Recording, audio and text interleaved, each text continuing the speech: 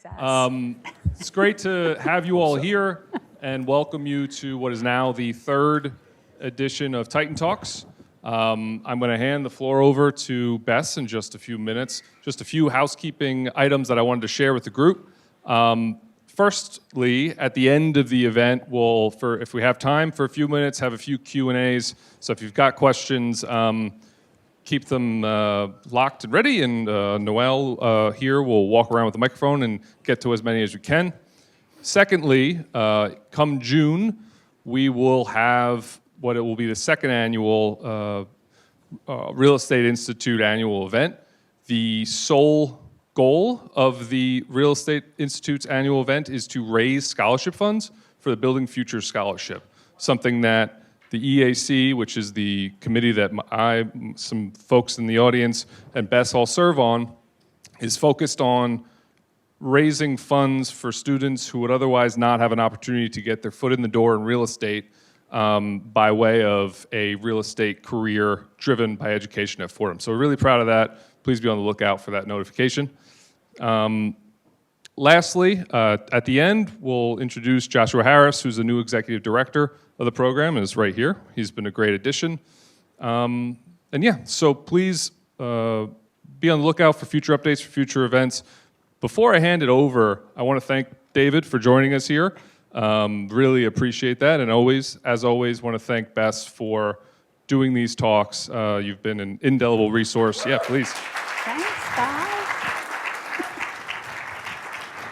I know I'm personally, as a friend, grateful for you for doing all this, and I know the students are as well, and the program at large. So thank you very much. Thank you. With that said, please enjoy. Thanks. Thanks. Okay, well, welcome everyone to Titan Talks, and thanks to Ryan O'Connor, who is in charge of the Real Estate Institute here at Fordham, which is great for people who are pursuing a real estate career.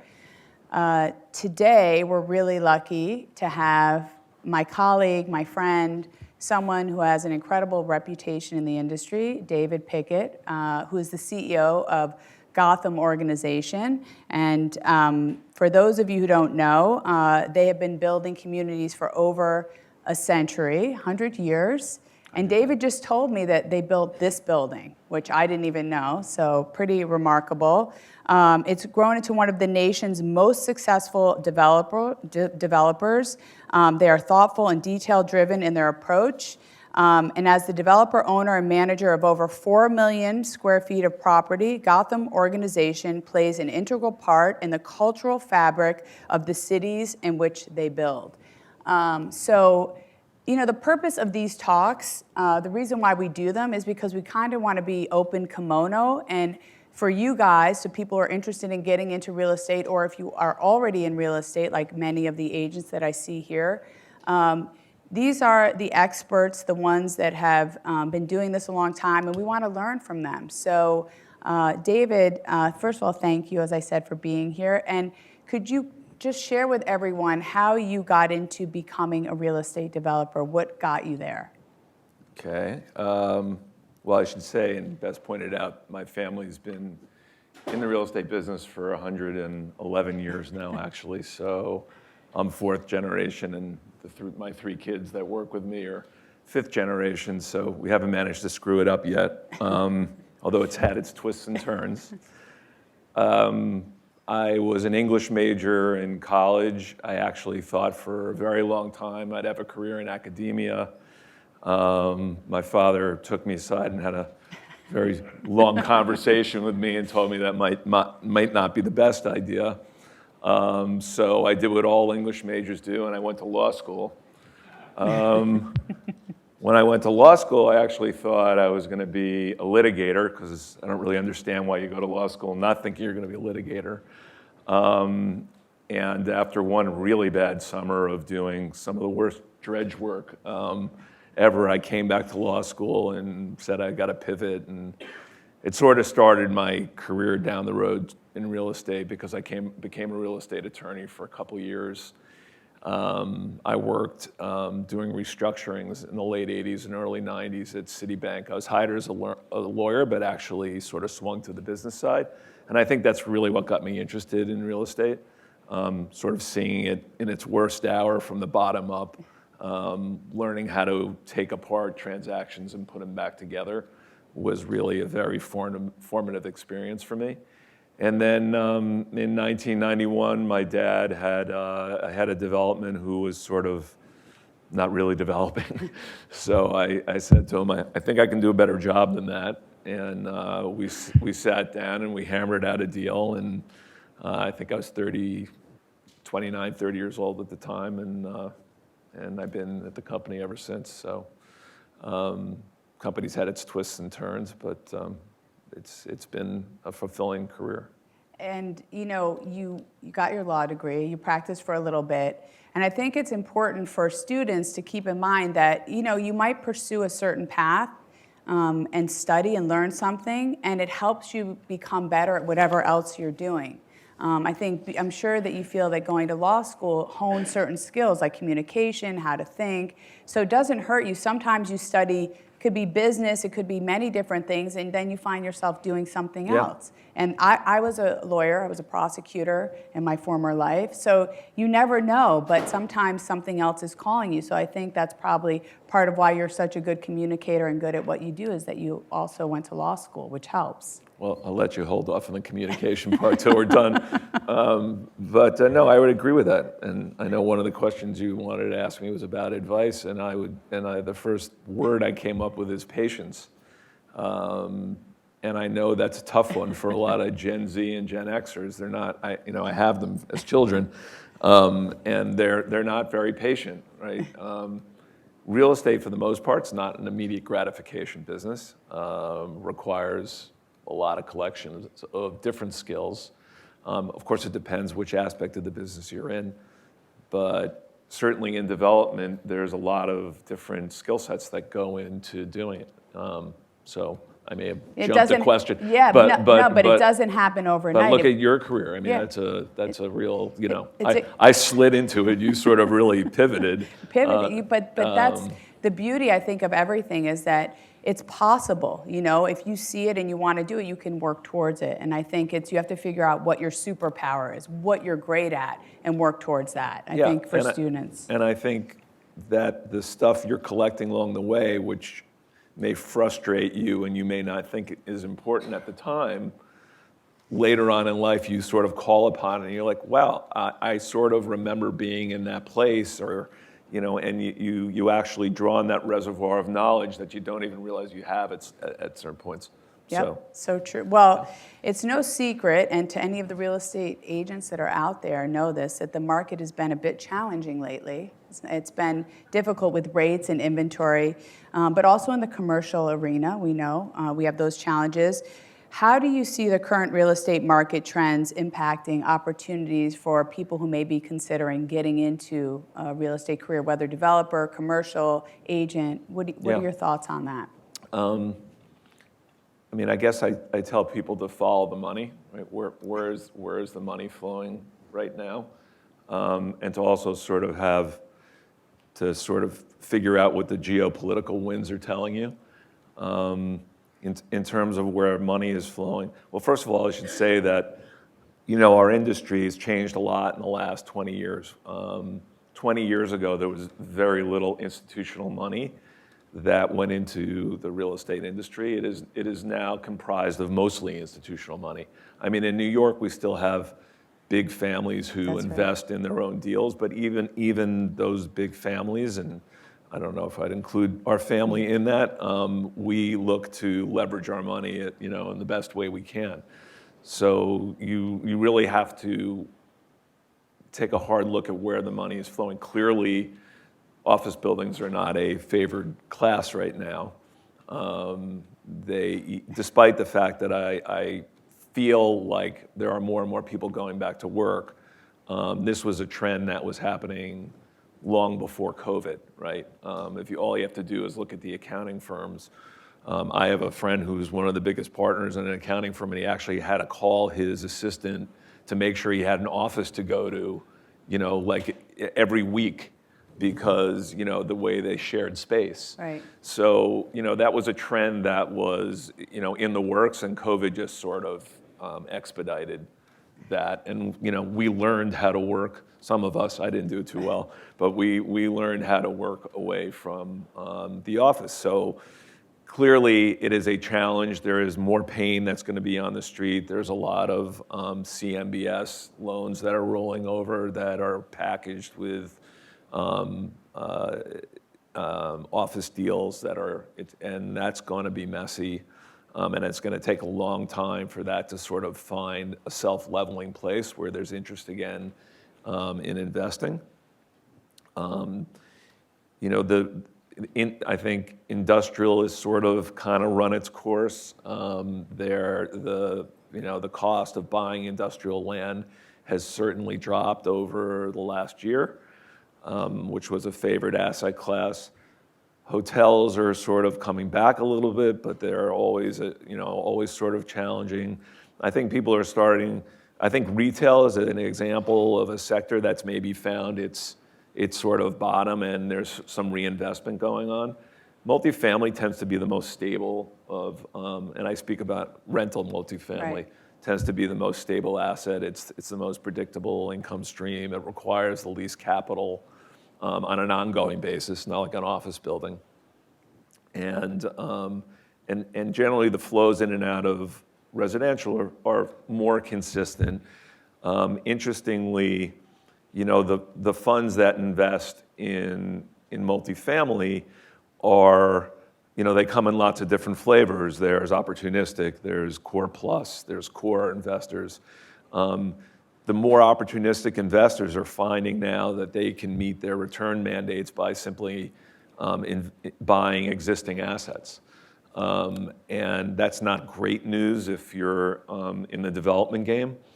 So, to get these institutional investors to invest in development is, I'm not working on one right now where I actually need it, but I fear that that's going to be a little bit more challenging because they're finding appropriate returns by buying existing assets. So a few weeks ago, we bought a building right here called The Air on the Upper West Side. And we bought it with Carlyle, and the returns that we're going to be able to generate by buying an existing asset are not, I'll still do better in a Okay. development deal, but it won't take me 5 years and Yeah. Countless hours and a lot of speculative capital. And so that's a long-winded way of saying try and always get a sense of where the money's flowing. On the geopolitical side, we're in interesting times, right? We've seen a lot of migration of folks from blue states to red states. That's not a trend that's stopping.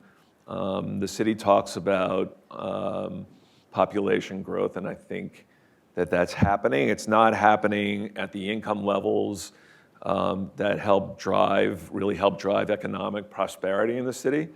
It's happening with the people you like to see coming to the city, and I hope we can continue to do it. It's the folks that really make this an interesting city to be in.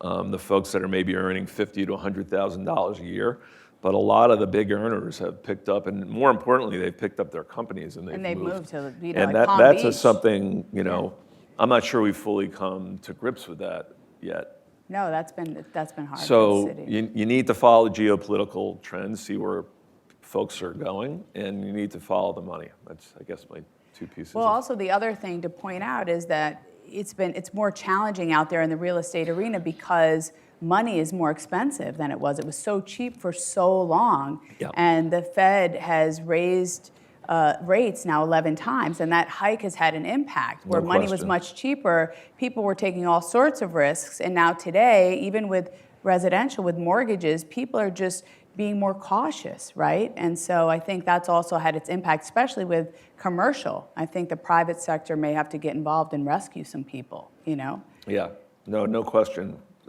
Interest rates have been a struggle, particularly since most deals were underwritten at rates that were obviously less than Yeah, where so we're cheap. at right now. Right. So anybody who is sort of like on the edge of having issues. This has been, we're building a building on 10th Avenue and 40th Street, and we had to raise additional funds to put in our capitalized interest reserve. I mean, fortunately, we're doing well enough in other aspects. We've saved enough in other aspects of the project where I think things will balance out. But that's never a fun call to your investors to ask them to put more money. But that has to be happening all over the place. It's just tougher times overall. So, yeah. Talk to us a little bit about Gotham and tell me about some of your favorite projects that you've done. I know Gotham West, you did this thing called Gotham Living. Mm-hmm. Talk to us a little bit about that and why you do things a little bit differently. Share with everyone here a little bit about that. Sure. We like to create communities wherever we are. I think we found coming out of 9/11 that folks were, understandably a bit skittish. That New Yorkers have never been exactly, knocking on their neighbor's door. But I think we found that particularly after 9/11, people were really sort of hunkered down. And we wanted to figure out ways to create community. We had always done community events at our building, but we sort of dedicated ourselves to creating more ways for people to come together. So our buildings, all of our buildings, we have this sort of Gotham Living thing. We've a Gotham card that connects you to the neighborhoods that you're in, allows you discounts at restaurants and clothing stores and anyone else that'll talk to us. So this sense of community goes into sort of everything. So Gotham West, I could have put in the bottom of first of all, it's 1,200 units. It's over 4 buildings. It's an entire city block. It took us 7 years to rezone it. 2 of the buildings sit on top of a railroad cut. So like the approvals I had to get, what I had to go through to get this thing done. And then the retail we have is on 11th Avenue. And, let's face it, 11th Avenue isn't exactly a retail destination. But yet, I probably could have put a bank and a CVS and, would have had a lot less headache. But we put in a market at the bottom, which was the first market of its kind in the city. So we have this food hall there, which is the old term for market, I guess. And, it's not been the most fun to manage, but I like to think it's offered another amenity to our tenants and another way for them to gather and commune. And it's just sort of part of the ethos of the company. We always try to engage with the local arts. When we built our building, we were the first tower to go up in the BAM Cultural District in Fort Greene, downtown. How you look at it, apparently my front door's in Fort Greene and my back door's in downtown Brooklyn, but it's part of the BAM Cultural District. And we also did another market there, probably not another from a headache point of view, not a great idea. But there's space there for 3 of the local arts institutions, Brick, Tafana, and I can't remember the other space we have. But so we created these community spaces in the building for the local arts institutions, which are sort of the vital part of being, embracing that district.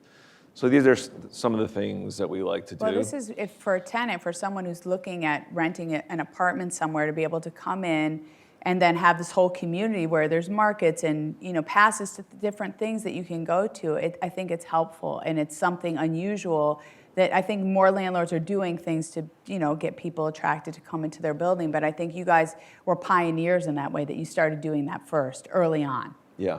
And no, it's been I think great. We were. Right? That's a break my arm pad myself. Yeah, you make the best of that environment to make it attractive for people who want to live there. Make it easy for them. Yeah. Let's just talk about something a little controversial.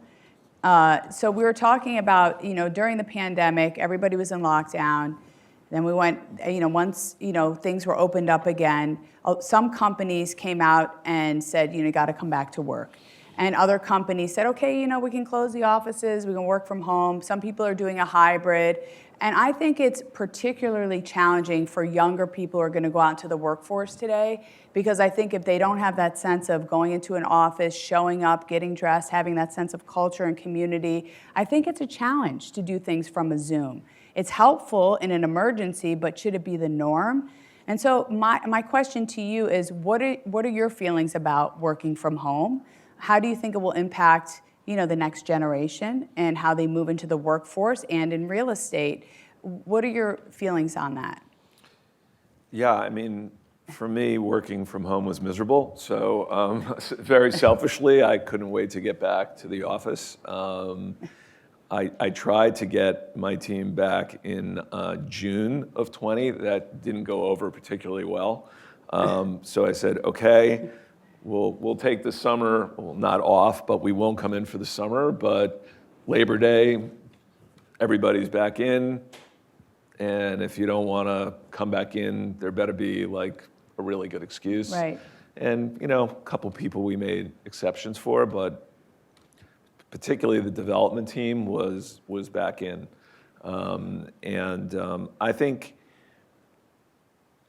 actually for older folks, I guess I count myself as an older folk, probably working from home is okay, because you've had the time to sort of develop these interpersonal skills, what I would call EQ, right? Emotional intelligence, yeah.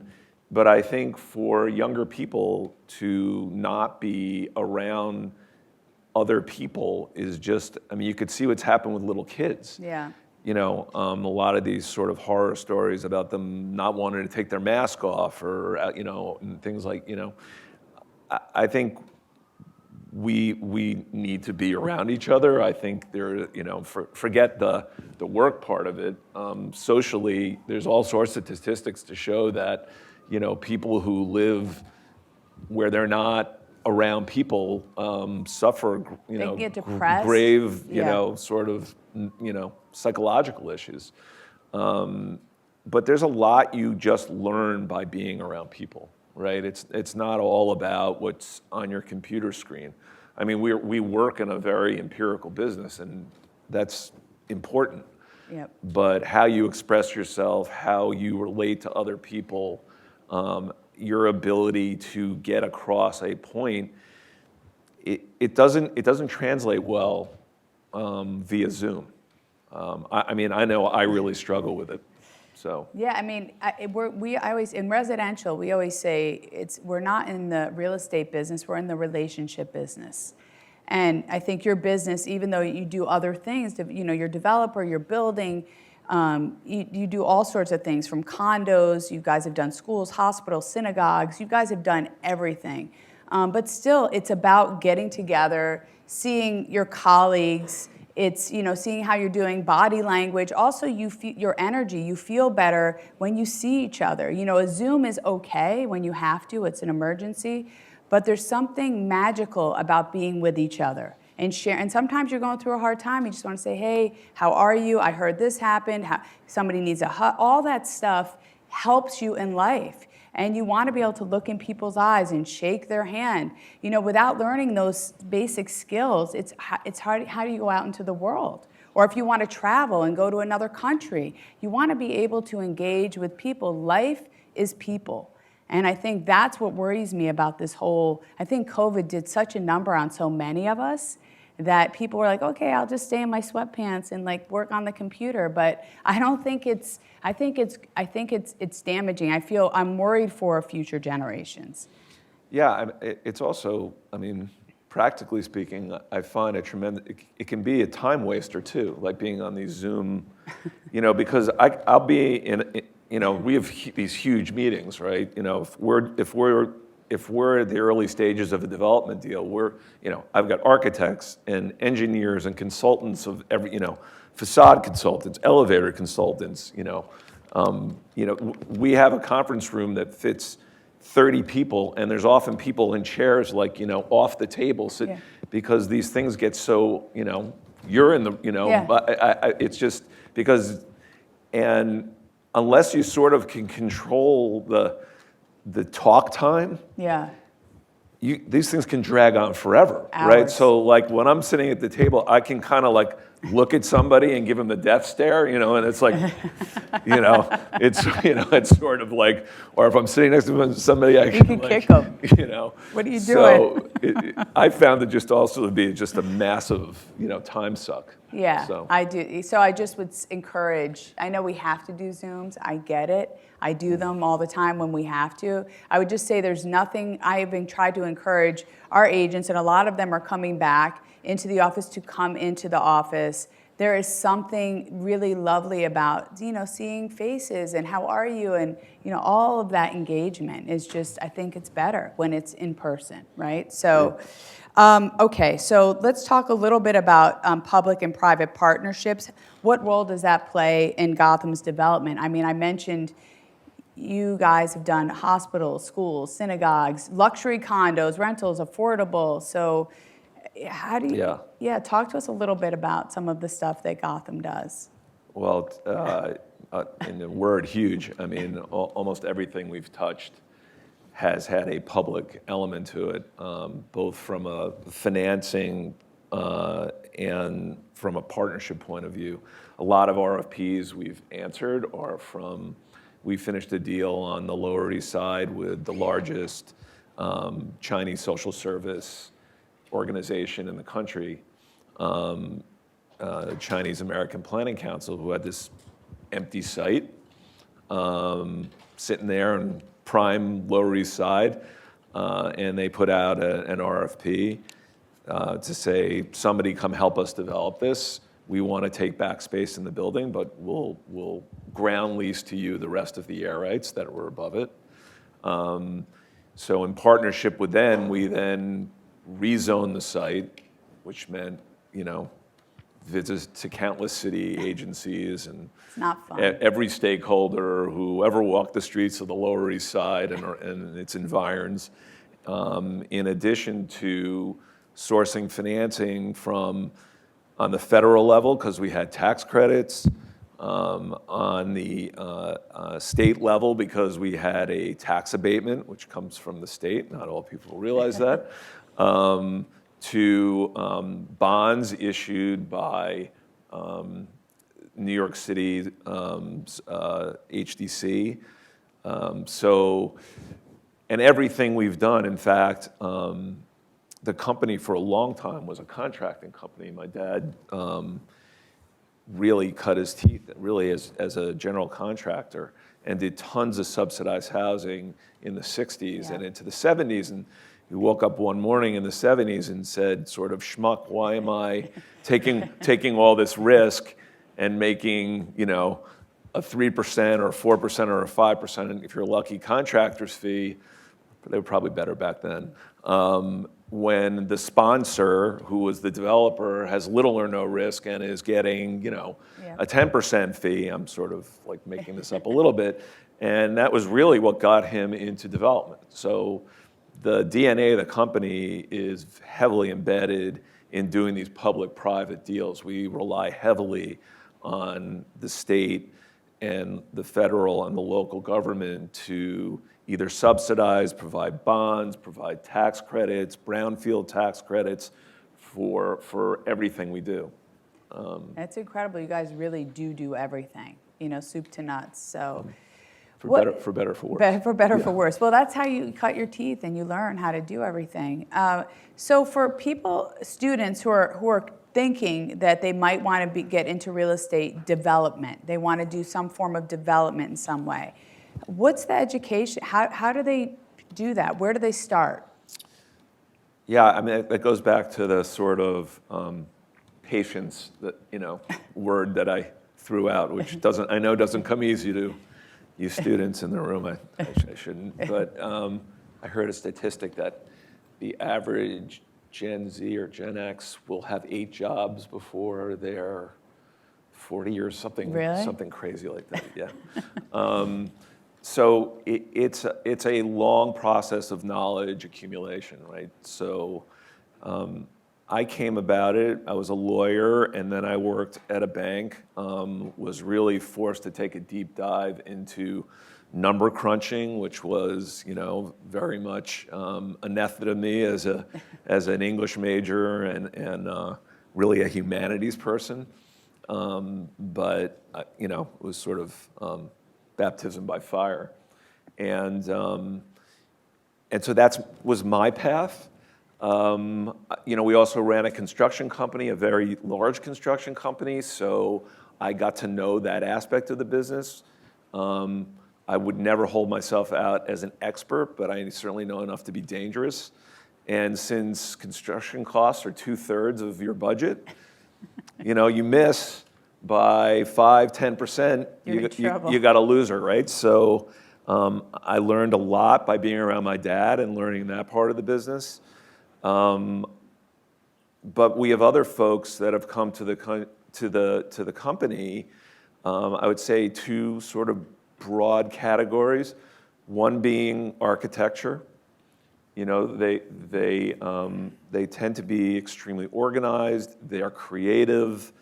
They understand from a design point of view how deals come together and where design meets construction and where construction meets marketing, because they've seen that work. And then we hire a lot of people that have finance backgrounds, that know how to crunch numbers. They were probably in real estate finance, maybe not, because if an asset is an asset, there's a left side of the balance sheet and there's a right side of the balance sheet. But those are the two sort of pathways I've seen. There certainly are others. Like I'm a lawyer. That's how I got in. I'm the only one in the office. That's probably not a bad thing.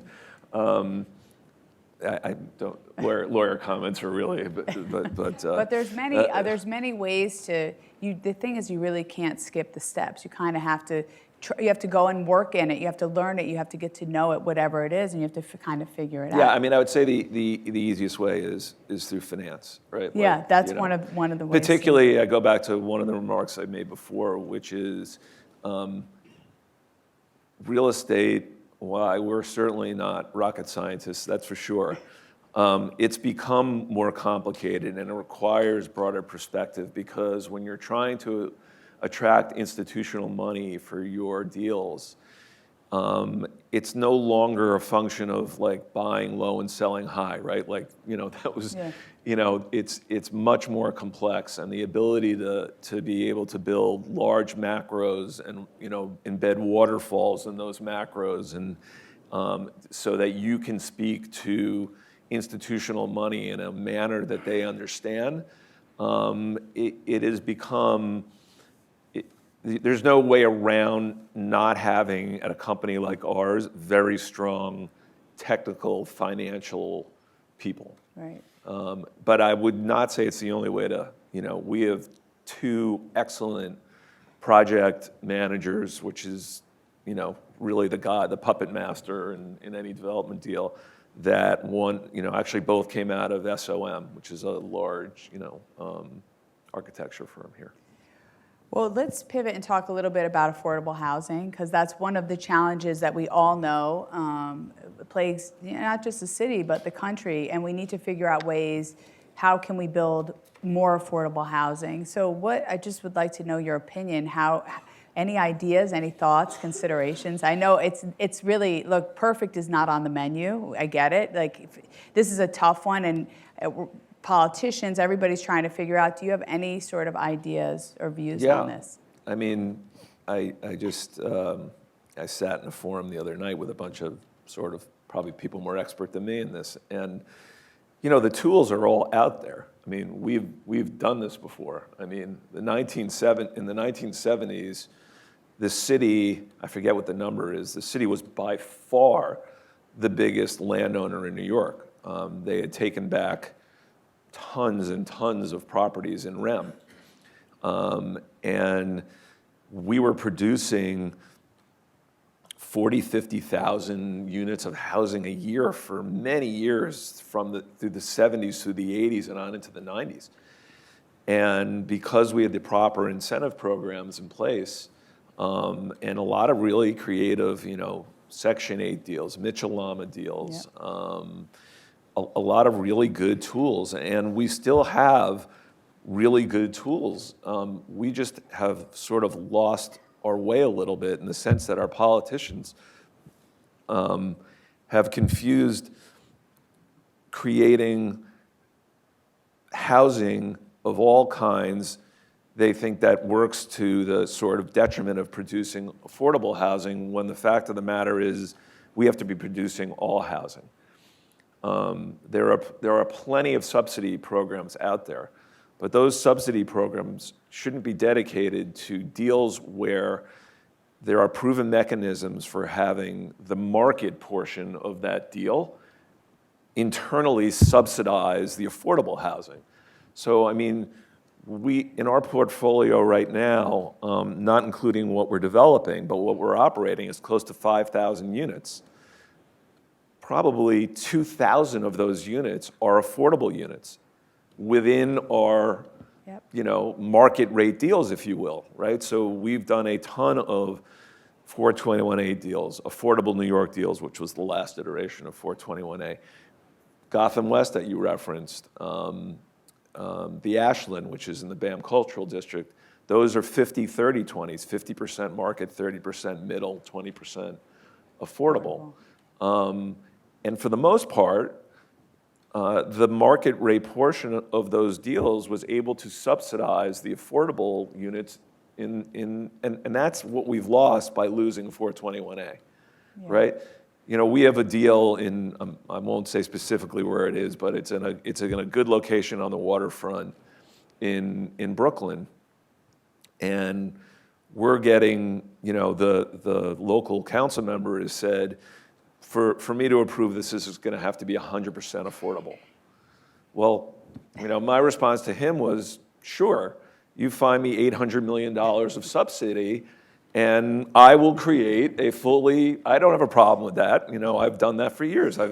My first 5 deals before I did a market rate deal at the company were strictly affordable deals. Right. I said, that's fine. I said, I don't think it's a good use of your money. I said, I'm also doing another deal in East New York where that's all affordable, where that subsidy is needed. There is no market rate. Well, the market rate housing would not subsidize the affordable, right? So these tools are out there. We've used them in the past. This is a question of where politics are sort of getting in the way of producing housing. I mean, the good news is, as I think the winds are sort of starting to move back. Like, I think City Council is I've had a lot of good discussions with council members. But you should be able to attend most cultural events that are in the city. Everyone should have access to that. So that's super important for, if there's any one thing, if we ever lose this city, that'll be why. Yep. Because, I'm not all that interesting. The interesting people are, I'm on the board of the Brooklyn Academy of Music. The interesting people are the folks that I get to talk to that curate the offerings there and do all, and set stages and do all that stuff. Those are the interesting people in New York. Those are the people we have to keep. Getting back to your other second question, so why do I keep investing? That's why, for the most part. I mean, we've done a lot of things in the city. You have to differentiate too. There's lots of different we've done a lot in this city to damage the landlord who literally lives off of his building, right? The guy who owns a 20, 30 unit building who now can't put capital improvements into his building because what he's allowed as a return, the MCI increases that he's allowed, don't pay the bill, don't make sense. I have a lot of sympathy for those people. So if those are the people who you're talking about, those people have had a really rough ride, rougher than anybody. Second part of your question was? He's asked, why is the zoning so crappy and why can't we change it? The zoning is crappy. That's a good way to put it. No question about it. It is a really long, tedious process before we even certify ourselves for ULURP, and ULURP is the uniform, what is it? The Uniform Land Review Process. I don't know. But anyway, it's what we have to go through to take a site that is not as of right for residential, in my case, and to make it as of right. And it's an unbelievably fraught process. And once you certify, it's a 9-month process with sunset provisions for each phase of it. So that's actually okay. It's what you have to do to prepare it, and it's the politics around it that make it awful, right? So there's a thing in the council, which is one of the stations of the cross you have to go through when you, for years now, the council defers to the local council member. That's a terrible thing for a city that's trying to be holistic about its growth, right? Because to defer to the local council member, who sometimes doesn't even listen That's right. to his community, he's running every 2 years, and he has to dream up the next exotic plot, to get himself elected again or to run for a different office. And in today's world of progressive politics, those can be some pretty nutty ideas, right? You have to, if you don't have the buy-in of that member and council is going to defer to that member, you got a problem. Yeah. And it can take, years to wait out that, or to find the right ways to sort of tweak that council member. Forgetting the amount of money you have to spend, which is another crazy thing, right? Like, it really inures to the benefit of large developers like me, because if you're if you're a fledgling developer out there, I could spend $3-4 million in the ULURP process. That's spec money, right? That's not money that I've raised. That's money I don't want to raise institutional money at that point. It's too expensive. So it's tough. I mean, it's tough for the smaller landlords. It's not good. You need to give the community its say. I don't believe in charging into communities and telling them what I'm going to do, and I try to engage them in meaningful ways. And usually, I'm pretty successful at that. What you can't account for is the local council members. Right. What's his thing. Right. I don't know if that helps or hurts. You have, yeah.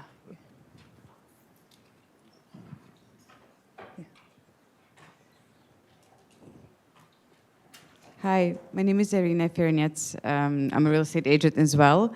I wanted to ask a question about what do you think is the most exciting area of the development of New York City? And are you still heavily investing in New York, or are you also considering other states? Where do you see the next opportunity? In the city, there's interesting opportunities, all the time. I think we've done an amazing job. There's really not a bad neighborhood left in Manhattan, Brooklyn, most of Queens. I like finding new areas to do development. From an excitement point of view in New York, I find it all exciting. I know that's sort of a,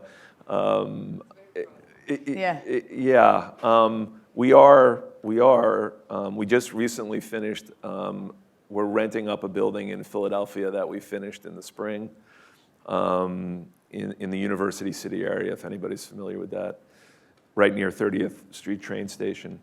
And we're in development in 2 deals in Florida, one on the West Coast in Clearwater and another in West Palm Beach. So we are going to other places because I think geographical diversity, once you hit a certain size, becomes, you can't have all your eggs in one basket. But I do find everything about the city still exciting. I can't, I'm struggling to point at one it's hard. thing. You can't name, it's like your favorite child. You can't really pick know, just one. I love going into new areas. When we went into Hell's Kitchen, we made a major investment, I think made a big difference there. Like owning places. I liked that we built the first tower in the BAM Cultural District. I like some of the affordable housing deals that I did like way back when, because I think they sort of started to turn things around in those neighborhoods. So it's nice being able to make a difference. Yep, definitely. Noah, why don't we take this last question, and then we have the raffle, by the way, so we'll yes. Hi, my name is Jeff. I'm a real estate broker, and I have my own small shop. My perception about the development is that it's very risky business. Risky. I always thought that think that there are so many moving parts, and something could go wrong and wipe out your whole profit. So how do you put a cushion or like a hedge against something like that can happen?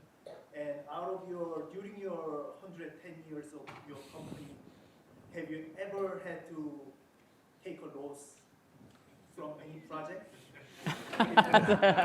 Tell the truth, David. All right. Here's the hard-hitting questions. One more question is that you mentioned earlier about the borrow the money, and you mentioned about the institutional money these days. Have you had any dealt with the like a foreign sovereign fund, money from Israel, Korea, or United Arab Emirates, whatever? Yeah. Can you share? Sure. First one, yes, it's a risky business, no question about it. I like to think you get better, at what you do. I've surrounded myself with really talented people. I've got, really excellent people. My head of development is a Fordham grad, so best hire I ever made, by the way. That's great. Yay, Fordham. We love Fordham. So, but you get paid for it, right? So, you're doing development deals and you're earning, oftentimes 50, 60% IRRs, on your money, 5 or 6 time multiples, which I say because it's why you take the risk, but it's also why every once in a while you can hit a clunker, and I have. The important thing is not to throw good money after bad. I've never had a clunker where I've stuck a shovel in the ground. I've had a couple deals I had to walk away from because, sort of something changed, right? Like I had an assisted living deal that I was going to do in 2002 or 3 in Connecticut, which looked like it was going to be amazing. But the assisted living world was funded by some very fast Wall Street money. That money dried up. My partner declared bankruptcy, and instead of charging ahead and throwing good money after bad, you got to know when to hold them and know when to fold them, right? So, I took a $2 million hit and walked away. Could have been a lot worse. And there's others examples of that. I mean, we've walked away from deals. Again, never before I've stuck a shovel in the ground. But it happens. Your second question was? Where do you get financing? We've done deals with funds who probably get their funds from. I've never done with a sovereign. To answer, the quick answer. I've done with domestic funds, which no doubt are getting some of their funds from other countries, whether that's the sovereigns or who it is. I don't really know. So I guess I would say indirectly, right? So. Not like Excel. Well, Extel has done a lot of deals through Israeli bond market. Yeah. No, I haven't done that. Yeah. Well, David, first of all, thank you so much because you shared a lot with us. I would encourage everybody to look up the Gotham Organization. David is the CEO, buildings all over the place, wonderful guy, and really we're so grateful that you came to us for today.